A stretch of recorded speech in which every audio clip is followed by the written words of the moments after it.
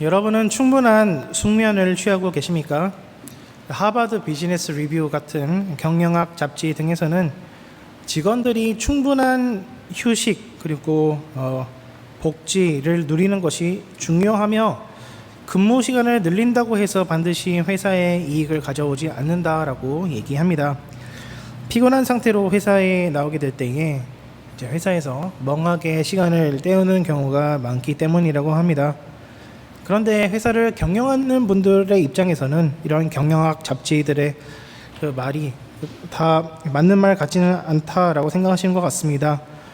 곧 인간의 게으름 그리고 인간의 악함을 견제하는 것이 더 중요하다라고 생각할 수도 있기 때문입니다. 저도 뭐가 정답인지는 잘 모르겠습니다. 졸면서라도 공부하고 책을 보면은 진도는 나가 있는데 뭔가 남아있는 것 같지만 그게 뭔지는 잘 모르겠는 상태. 여러분 경험해 본 적 있으십니까? 그래서 저희 부모님은 항상 제가 책상에서 졸고 있으면은 그만하고 자라라고 하시더라고요. 그래서 저는 항상 그 얘기가 너무 좋더라고요.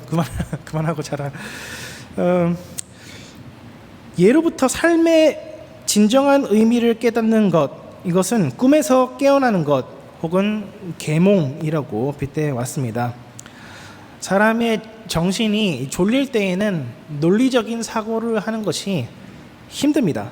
인과관계에 연결하는 것이 잘 맞지가 않고, 그래서 졸릴 때 운전을 하면은 사고 날 확률이 커지게 되는 것이죠. 오늘 본문에서 하나님께서는 사람들을 일깨우시는 분이라고 소개되고 있습니다. 하나님은 페르시아 혹은 바사왕 고레스를 감동시키셔서 유다 백성들로 하여금 예루살렘에 성전을 짓게 하십니다. 이때 감동시키다라고 하는 말은 이제 물론 감동이라는 뜻도 있지만 일깨우다라는 뜻의 아오르라는 히브리어 동사입니다. 그래서 스가랴서 4장에서 천사가 스가랴를 잠에서 깨울 때 쓰는 이 표현입니다. 감동시키다라는 말이 깨우다라는 뜻인 겁니다. 오늘 본문 1절에서 하나님께서는 고레스를 일깨워서 주신 그 명령의 배경이 무엇인지 우리는 살펴볼 수가 있는데요. 첫째는 여호와께서 예레미야 선지자의 입으로 하신 말씀을 응하게 하시려고 고레스를 감동시키셨다, 고레스를 일깨우셨다라고 합니다. 그리고 2절에서 고레스는 자기를 소개할 때에 하늘의 하나님이 자기에게 세상 만국을 주셨다는 것을 근거로 유다 백성으로 하여금 예루살렘에 성전을 지으라라고 명령합니다. 비록 짧은 구절이지만 여기서 알 수 있는 것은 하나님의 말씀이 고레스에게 임하였고 이 말씀을 토대로 고레스는 세상 만국에 대한 권리를 주장하며 그 권력의 사용 목적 중 하나가 예루살렘 성전 건축이다라고 얘기합니다.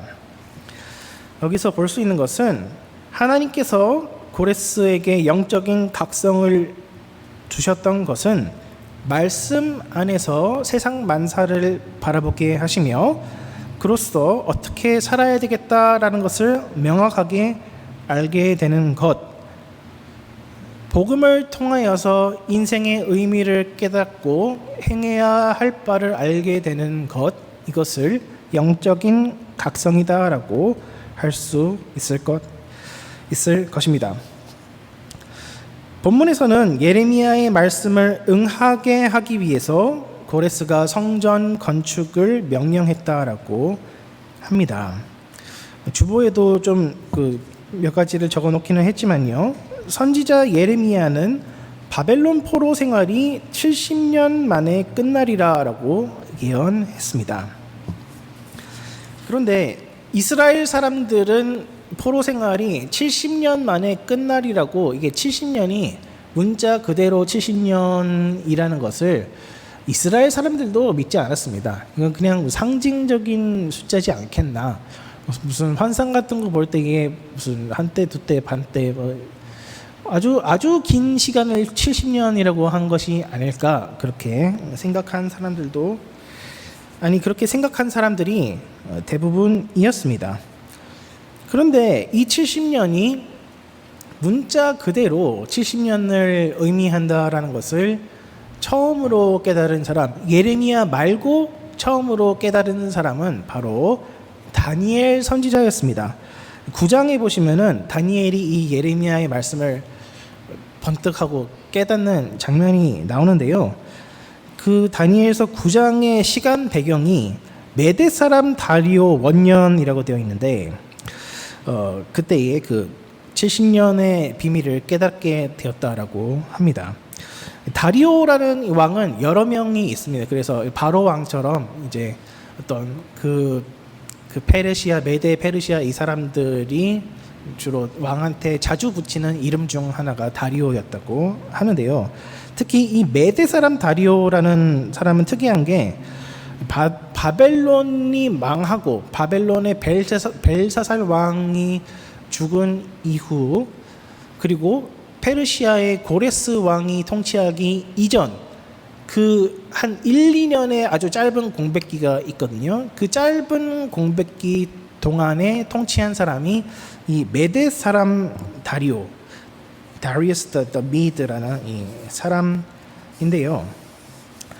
이 말인즉슨 무엇이냐라고 할 때 이제 고레스가 통치한 게 다니엘이 이 말씀을 깨달은 지 1, 2년이 지난 후에밖에 안 됐다라는 겁니다. 그러면 70년 동안에 이제 68년 동안에 아무도 이 70년의 비밀을 깨달은 사람이 없었고, 다니엘이 겨우 이제 그 말씀을 열심히 묵상하던 중에 68년이 지났을 그때에 이게 진짜로 우리한테 일어나는 일이구나라는 거를 깨닫게 되었습니다. 깨닫게 되니까 어떻게 돼요? 마음이 하나님께로 향하게 되고, 그 수년 내에 이 일을 행하시옵소서, 주여 용서하소서, 이렇게 그 다니엘의 기도가 9장에서 나오게 되는 것이죠. 그래서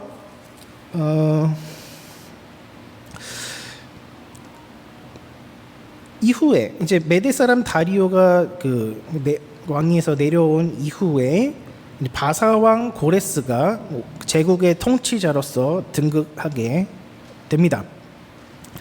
유대인 역사학자 요세푸스라는 사람의 기록에 따르면은 다니엘이 그 당시에 굉장히 높은 위치에 있었기 때문에 이제 고레스하고도 왕래를 하는 사이였는데, 고레스한테 고레스 왕이시여 이사야서에 당신의 이름에 적혀 있습니다라는 것을 보여줬다고 해요. 그러니까 이 예레미야 70년의 말씀을 깨달은 다니엘이 고레스한테 가가지고 이사야서 44장에 보시면 이렇게 돼 있습니다. 고레스는 나의 목자라, 그가 나의 모든 기쁨을 성취하리라 하며, 예루살렘에 대하여는 이르기를 중건되리라 하며, 성전에 대하여는 내 기초가 놓여지리라 하는 자니라 라는 이 말씀을 고레스한테 읽어줬다고 합니다. 그리고 그 전설에 의하면은 고레스가 이 말씀을 듣고 아니 어떻게 내 이름이 성경에 기록되어 있을 수 있지 하면서 굉장히 흐뭇해하면서 기뻐하면서 그래 유대인들 보고 예루살렘에 성전을 지으라고 하거라라고 칙령을 내렸다고 합니다. 물론 여기서 고레스 왕이 여호와 하나님의 이 언약의 이름을 언급하고 있기는 하지만, 고레스가 여호와 하나님만 믿었다라는 증거는 없고, 반대로 역사 그 자료들을 보시면은 고레스 그 실린더라는 게 발견이 된다고 해요. 거기서 고레스는 그 자기의 영토 내에 속해 있는 나라들, 이렇게 백성들의 마음을 환심을 사기 위해서 그 각 나라의 종교들을 후원하는 정책을 폈다고 합니다. 그래서 이스라엘의 하나님에게만 이러한 정책을 편 것이 아니라 다른 모든 나라한테도 유사한 정책을 펴기는 했습니다. 그러나 어쨌든 이제 다니엘로부터 시작된 이 말씀이 깨달아지는 부흥, 이 일깨움의 운동은 고레스라는 도화선을 통하여서 많은 이스라엘 사람들을 일깨우게 되었습니다. 그래서 5절에 보시면은 유다 사람, 베냐민 사람, 레위 사람, 그리고 제사장들이 하나님께 마음의 감동을 받고 예루살렘에 성전을 지으러 일어났다라고 기록되어 있습니다. 이들은 말씀을 통해서 자기의 정체성과 그들의 역사를 해석하며 그에 따라서 살아가기로 결심한 사람들이었습니다. 곧 그 말씀이란 무엇이냐?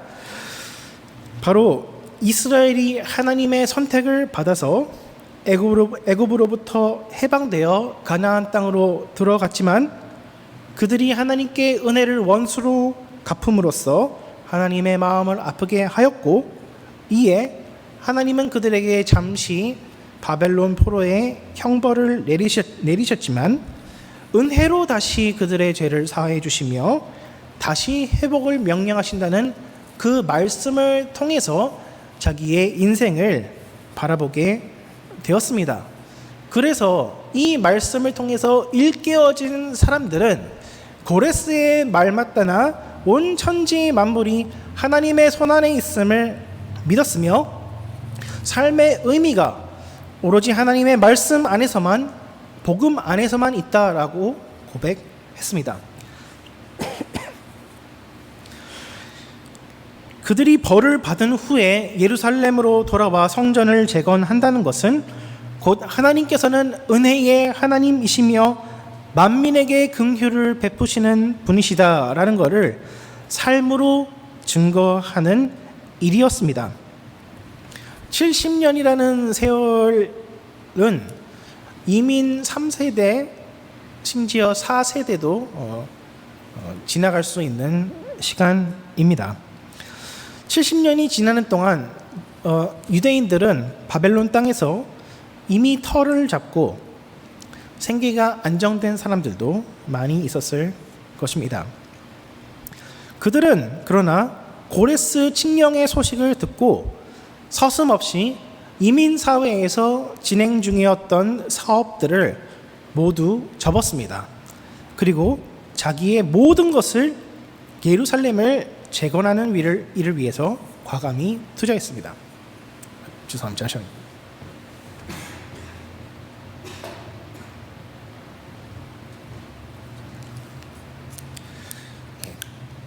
죄송합니다.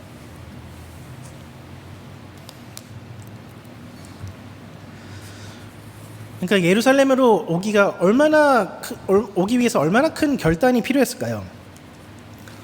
직분자 훈련을 하면서 그 성도님들의 간증을 듣는데 참 여러분들의 간증은 참 눈물 없이는 들을 수 없는 그런 간증들이었습니다.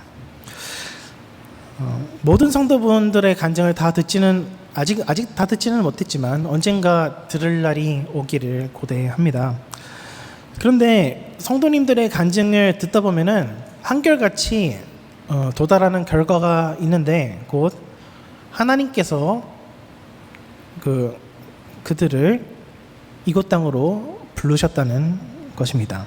하나님의 뜻에 따라 이 험한 땅에 정착하게 되었다는 것입니다. 그런데 문제는 우리가 이 사실을 너무나 자주 까먹는다는 것입니다.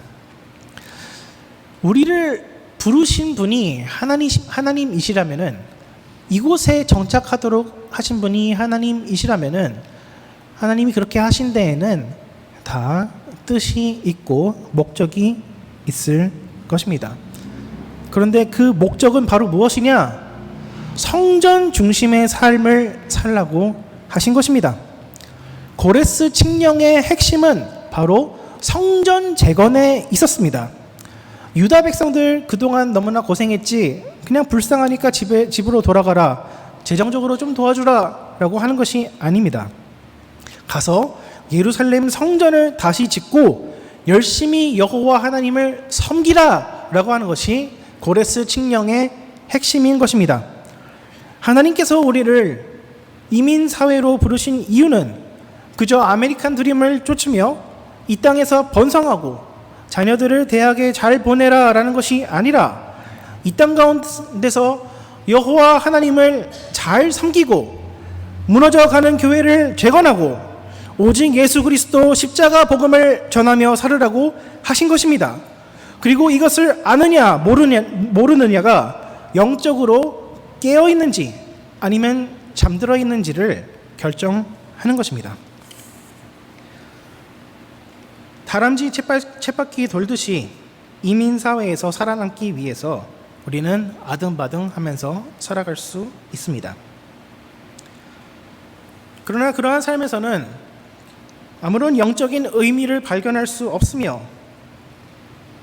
고된 생활이 계속되어 갈 때 사람들은 많이 지치고 좌절하게 됩니다. 그러나 말씀에 눈이 뜨인 사람들은 이민 생활의 고단함 가운데서도 하나님을 발견합니다.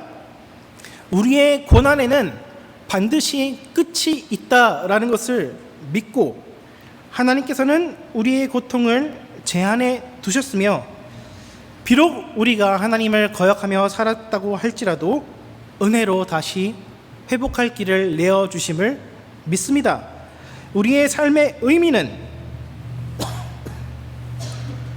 오로지 하나님께 영광을 돌리기 위해서이며 이 복음의 은혜를 모르는 사람들에게 복음을 전하기 위해서 우리는 이 땅 가운데서 살아가고 있는 것입니다.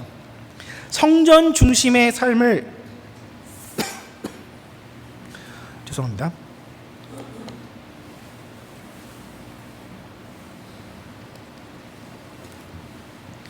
성전 중심의 삶을 산다는 것은 그리하여서 성전 재건을 나의 삶에서 가장 주된 임무로 여기며 산다는 것을 의미하며 이전의 세상적인 삶의 방식을 포기하고 하나님을 위해서 복음을 위해서 살아간다라는 것을 의미합니다. 그리고 이것은 은혜의 삶의 방식을 따라서 산다는 것을 포함합니다. 복음을 따라 사는 삶은 복음을 따라 사는 그 삶의 방식이 따로 있는 것입니다. 복음 안에서의 새로운 삶은 우리에게 우리만의 왕국을 짓는 것을 허락하지 않습니다. 성전을 재건축하라라는 명령을 누가 했습니까? 하나님이 하시되 누구를 통해서 하셨습니까? 이방인 왕 고레스를 통해서 하셨고 또 성전을 짓는 데 필요한 돈은 어디서 조달하라고 하셨습니까? 너희가 돈을 열심히 벌어서 하라라고 하시지 아니하시고 이방인들의 돈을 가지고서 성전을 건축하라라고 하십니다. 성전이 다 건축되었을 때 이스라엘 사람들은 어떻게 생각했을까요? 저 이방인의 돈으로 세워진 성전 참 더럽구나 생각했을까요? 그렇게 생각한 사람도 있을 수 있었겠지만 그거는 은혜를 항상 그 등에 짊어지고 살아라라고 하는 하나님의 큰 뜻이었습니다. 솔로몬의 성전은 솔로몬의 지혜로 지어졌습니다. 그는 장사의 달인이었습니다. 온 지중해와 홍해와 온 중동 지역을 다 휘누비며 금을 캐 와가지고 예루살렘에 금을 잔뜩 이렇게 쌓아 놓는 아주 장사의 신이었습니다. 솔로몬은 또 군사력도 이에 따라 아주 막강했습니다. 솔로몬 성전은 그러한 솔로몬의 지혜로 솔로몬의 돈과 군사력으로 건축되었지만 스룹바벨의 성전은 하나님을 유일신으로 인정하지도 않는 고레스 왕의 칙령에 따라 당시 유대인들의 이웃 주민들로부터 세금을 거둬 이방인의 돈으로 지어졌던 것입니다. 하나님은 포로 귀한 공동체에게 남의 돈으로 성전을 건축하라고 말씀하십니다. 은혜로 살아간다라고 하는 것은 어떻게 보면은 뻔뻔하게 살아간다라는 것을 뜻합니다. 늘 사람들에게 돈 좀 빌려달라고 부탁하면서 살아간다는 것을 의미합니다.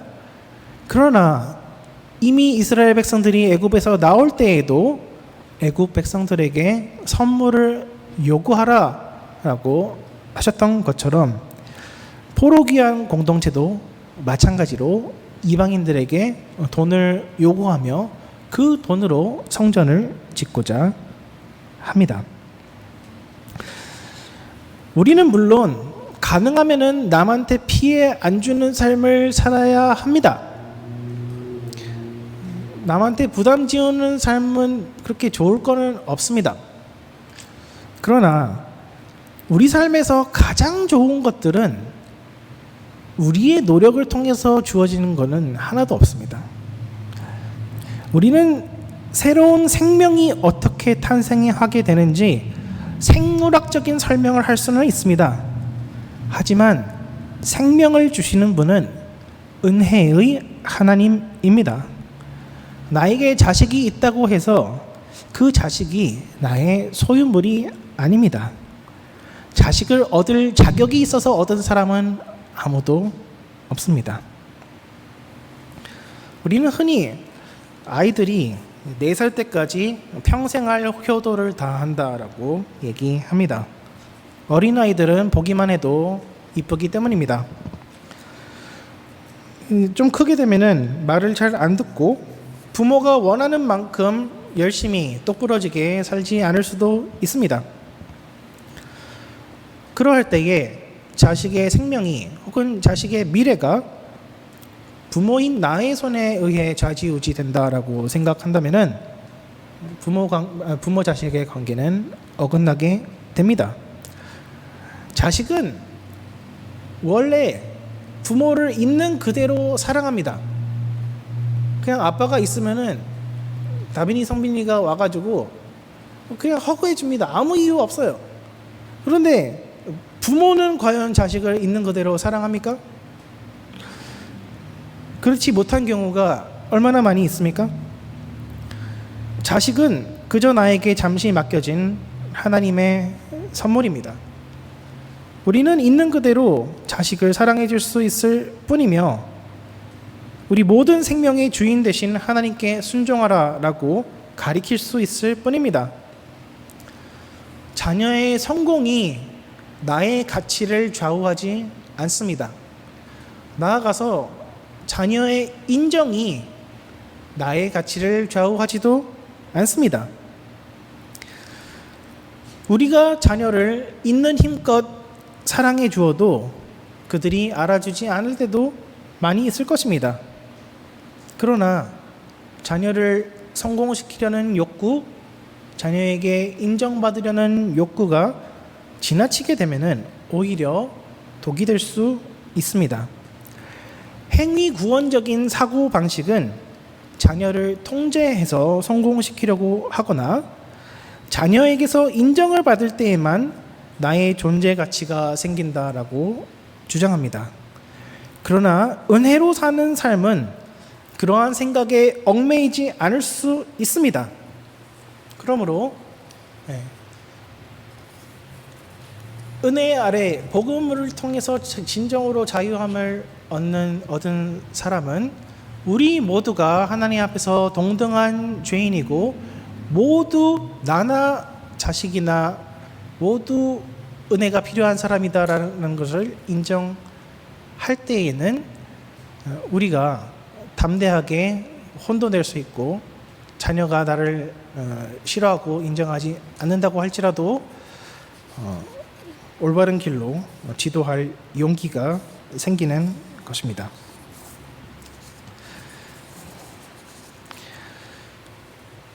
세상적인 리더십의 방식은 물물 교환의 논리를 따라 일어납니다.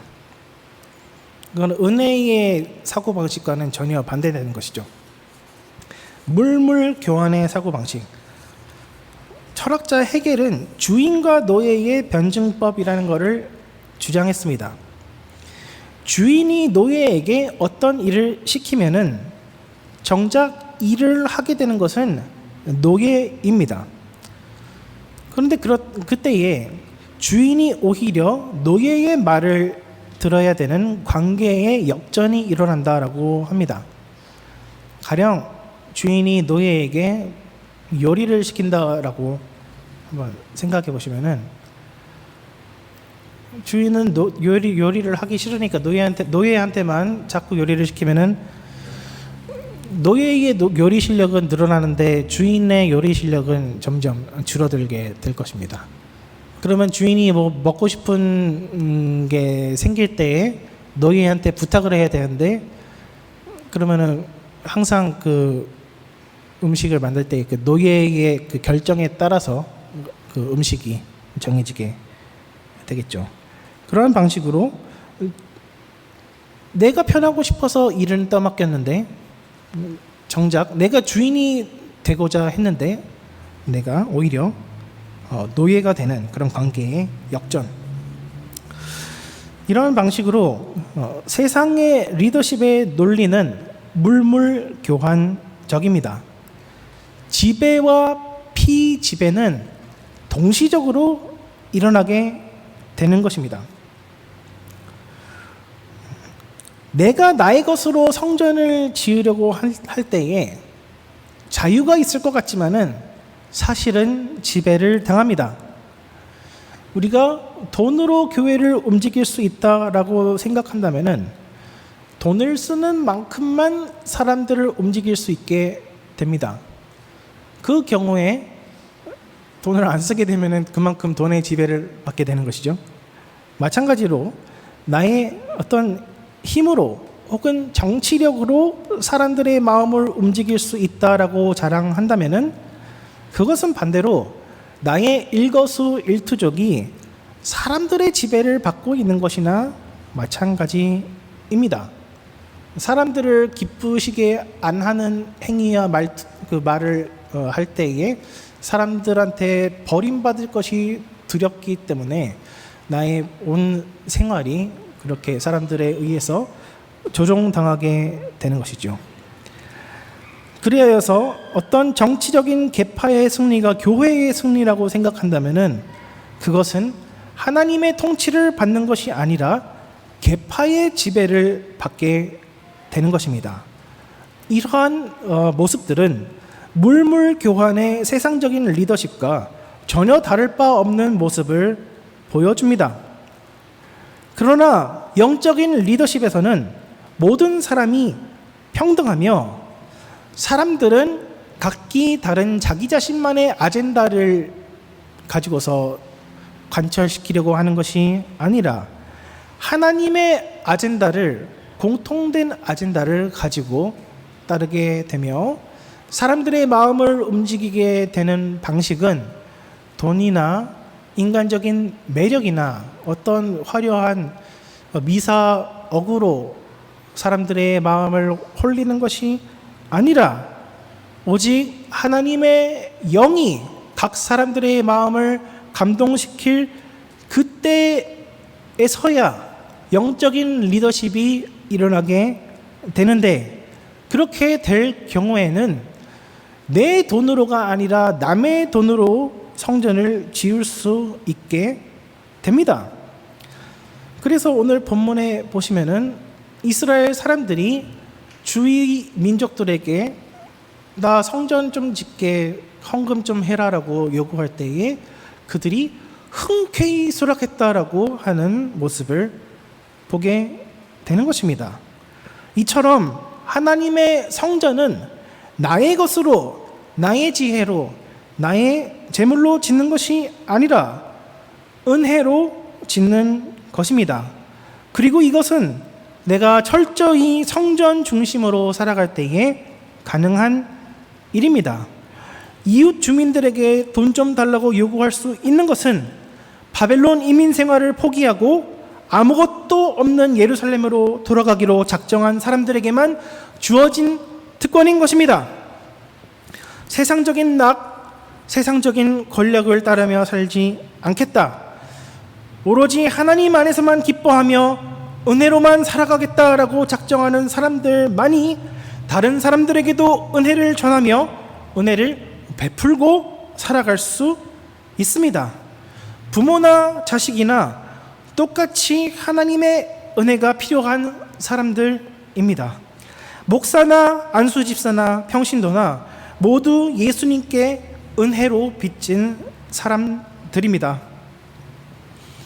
가족이나 교회가 설 수 있는 것은 오직 은혜를 통해서밖에 없으며, 내가 먼저 은혜로 살기로 결단할 때에, 내가 먼저 성전 중심적으로 살아가고자 할 때에, 그때에만 나의 가정이 바로 설 수 있으며 나의 교회가 바로 서게 되는 것입니다. 이것이야말로 복음을 통해서 깨어있는 계몽된 삶의 모습입니다. 이러한 삶의 방식을 다른 사람들에게 전하는 것이야말로 가장 중요한 성전 건축입니다. 곧 우리는 예수 그리스도를 머릿돌로 삼아 각 사람이 살아있는 돌로서 성전의 재료가 되어 그분의 몸된 교회를 이루어가며 세워 나가게 되는 것입니다. 여러분은 어떤 이상향을 꿈꾸십니까?